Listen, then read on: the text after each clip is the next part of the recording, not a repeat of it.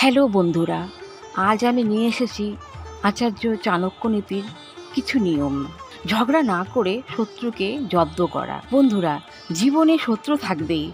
কেউ হিংসা করবে, আবার কেউ আপনার কাজে বাধা দেওয়ার চেষ্টা করবে। আপনার হাসি খুশি জীবন অনেকে সহ্য করতে পারবে না। তাই সবসময় মনে রাখবেন, শত্রুর সাথে কোনো রকম ঝগড়া না করে তাকে কিভাবে পরাজিত করা যায় তা ভাবা। আজ আমি তুলে ধরবো আচার্য চাণক্যের এই নিয়ম। ভিডিওটি সম্পূর্ণ দেখুন। নীরবতার অস্ত্র ব্যবহার করুন। চাণক্য বলেছেন, মূর্খের সাথে বিতর্ক করা মানে আগুনে ঘি ঢালা।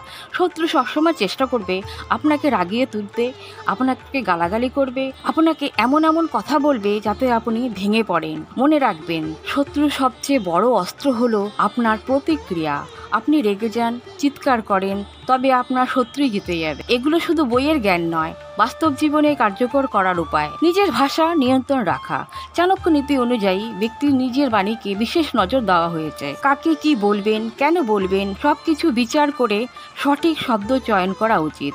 কারণ যে ব্যক্তির দোষ রয়েছে, শত্রুরা সেই ব্যক্তির দুর্বলতার সুযোগ তোলার চেষ্টা করে।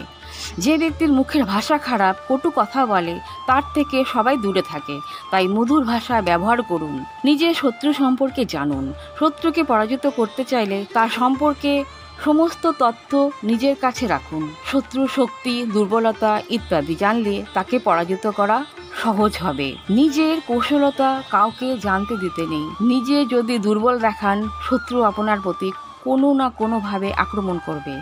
চাণক্যের আরেকটি নীতি এখানে প্রযোজ্য। বুদ্ধিমান মানুষ সিংহের মতো। সিংহ কখনো শিকার করতে আগাম গর্জন করে না, বরং নিঃশব্দে আক্রমণ করে। নিজের প্রকৃত শক্তি, যোগ্যতা, পরিকল্পনা ও সম্পদ সবসময় গোপন রাখ। মানুষকে কখনো আপনার আসল ক্ষমতা আন্দাজ করতে দেবেন না। দুর্বল সেজে থাকলেও ভেতরে ভেতরে শক্তি তৈরি করুন।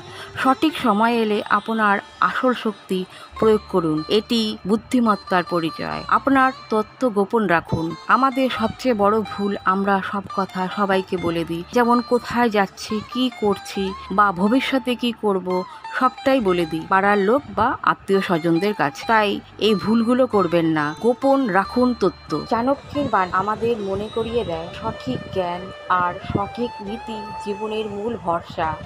আপনারা যদি এরকম আরও ভিডিও চান, তাহলে কমেন্টে লিখে জানাতে ভুলবেন না। চ্যানেলে নতুন হয়ে থাকলে আমাদের চ্যানেলকে অবশ্যই সাবস্ক্রাইব করবেন। ধন্যবাদ।